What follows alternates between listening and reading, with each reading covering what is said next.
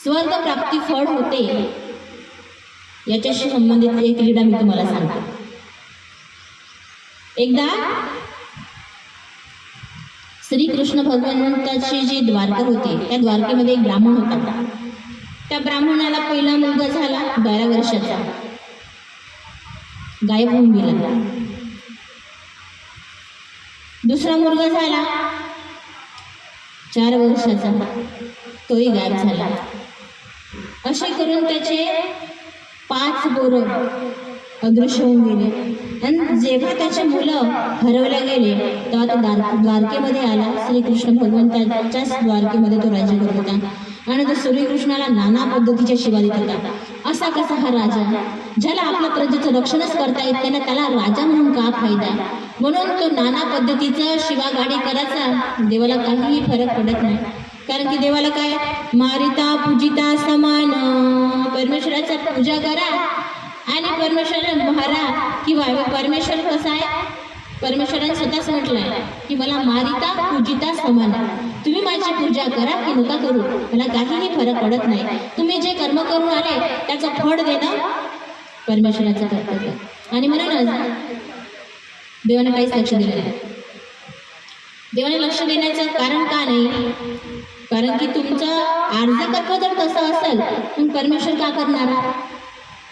आपलं आर्जकत्व आपण जे कमवलेलं आहे, आपल्या नशिबाचे आहे, तेच आपल्याला भोगाचं आहे, तर मग परमेश्वर का करणार? काही काही लोक मला मुलगा झाला पाहिजे म्हणून धर्माचं धरण करतात. काही काही लोक मला ड्युटी भेटली पाहिजे, काही काही लोक मला भूत बाधा लागली पाहिजे म्हणून धर्मामध्ये येतात. परंतु या सर्वांमुळे जे धर्मामध्ये आलेले त्यांची भावना एकनिष्ठ नसते, त्याची भावना दृढ नसते. काऊन नसते? अपेक्षापूर्वक अन्य धर्माचा अंगीकार याते विकल्प बोलिजे. म्हणजे अपेक्षापूर्वक कोणती अपेक्षा ठेवून जर तुम्ही अन्य धर्माचा अंगीकार करा, त्याला काय म्हणते? अन्य धर्म. म्हणजे अपेक्षा ठेवून करताना तुम्ही अन्य देवता धर्माचा अंगीकार, काही मानवपद्ध जाते, कुठं दर्ग्यावर जाते, कुठं त्या ज्योतिषाजवळ जाते, कुठे मांत्रिकाजवळ जाते, तांत्रिकाजवळ जाते. याला देवाने 7 अन्य धर्म म्हटलेला आहे. आणि जो अन्य धर्म आहे त्याला मोक्ष नाही, त्याला परमेश्वर आपली प्राप्ती देऊ शकत नाही. कारण की त्याने स्वतःच आपल्या समोर एक एवढं मोठं कपाट ठेवलं आहे की जेणेकरून परमेश्वर त्याला मोक्ष देऊ शकत नाही. कारण की सर्वात पहिले सर्व संघ परित्याग करून तुम्ही इकडे या. तुमच्याकडे जास्त आचरण नाही होत ना, थोडंसं करा. 1050 सूत्र सांगितले समजून नाही, तुम्हाला तेवढ्याच करता तर एकाच वचनावर, परंतु चांगल्या पद्धतीने आचरण करा. एकच. आता हा ब्राह्मण द्वारकेचा तर शिवा देत राहिला. तिकडे अर्जुन श्रीकृष्ण भगवंताची भेट घ्यायसाठी आले. अर्जुनाची भेट घ्यायसाठी आल्यानंतर त्या ब्राह्मणाला पाहिलं आणि हा ब्राह्मण असा का बरं शिवा देतो आणि त्या ब्राह्मणाला जाऊन विचारलं, का रे ब्राह्मणा, तू असा श्रीकृष्ण भगवंतांना शिवा का देत आहेस? रे का सांगू तुला म्हणे, याला राजा म्हणतात म्हणे लोक म्हणे, याला देव म्हणून फसतात म्हणे, पण म्हणे माझे 5 पोरी चोरून नेले म्हणे, पण माझ्या एकाही पोराचं रक्षण या राजाने केलं नाही. असा कसा हा राजा आहे?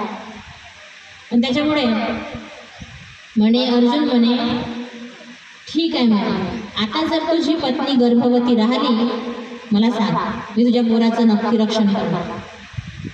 ठीक आहे, तुझ्या शब्दावर विश्वास ठेवतो. आता एवढे पोरं गेले तर मी दुःखामध्ये हाव, चल तुझ्यावर पण विश्वास ठेव. आणि जर तू माझ्या मुलांना वाचवू शकला नाही तर काय करशील? तुमच्या समोर अग्नी रचीन आणि त्या अग्नीमध्ये प्रवेश करून मी स्वतःला जाळून घेईन, अशी भीषण प्रतिज्ञा त्या अर्जुनानं केली.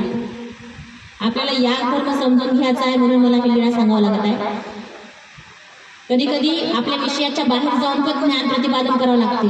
कारण की ज्ञानाने जसं मी सांगितलं की जसं जसं आपल्याला ज्ञान होते तशी तशी आपल्याला आपल्या भावना दृढ होते परमेश्वराविषयी. झालं, त्या ब्राह्मणाची बाई गर्भवती राहिली.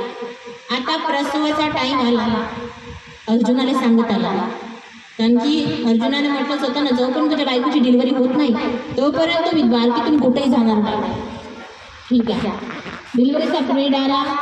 अर्जुनाला दरवाजापर्यंत जाऊन त्या ब्राह्मणाने निरोप दिला की जा तुम्ही त्या अर्जुनाला बोलून आणा.